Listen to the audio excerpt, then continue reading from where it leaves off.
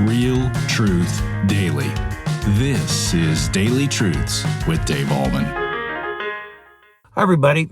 The last few days we've been talking about the disciples and how indignant they were when James and John's mom came to Jesus and said, "Grant that my two kids might sit on your right and on your left hand." And then Jesus has a conversation with them, kind of straightens them out. And when the other 10 heard about it, they were indignant. Now, Jesus knew that, and he says this in verse 25. But Jesus called to them and said, "You know that the rulers of the Gentiles lord it over them, and their great ones exercise authority over them, but it shall not be so among you."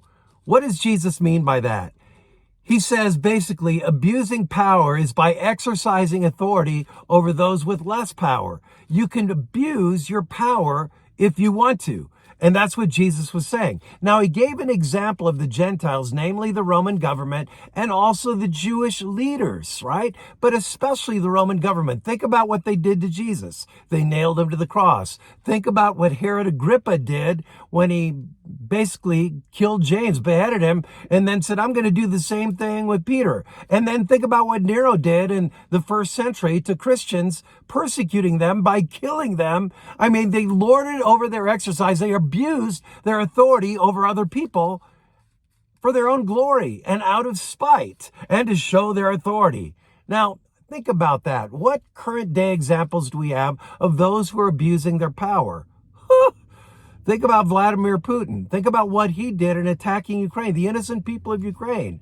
I mean, killing innocent children and women and, of course, civilians. He did it over and over and over again, and he won't stop. That is abusing power. I remember in third grade, I had a third grade teacher that loved power. She loved to intimidate kids, and every day I would wake up with a stomach ache because it was so stressful for me to go to class when she would abuse her power in such a way. She intimidated kids, and kids would shake in their boots when she'd get angry. Why? Because the power had gone to her head, and she loved abusing that power.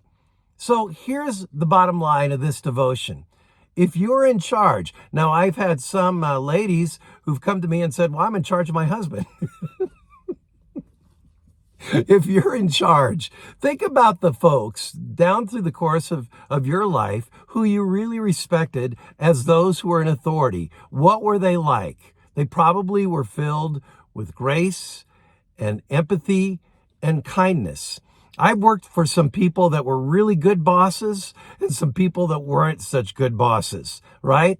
And the three characteristics that my good bosses pretty much had in common is they led with kindness, they led with grace, and they led with empathy.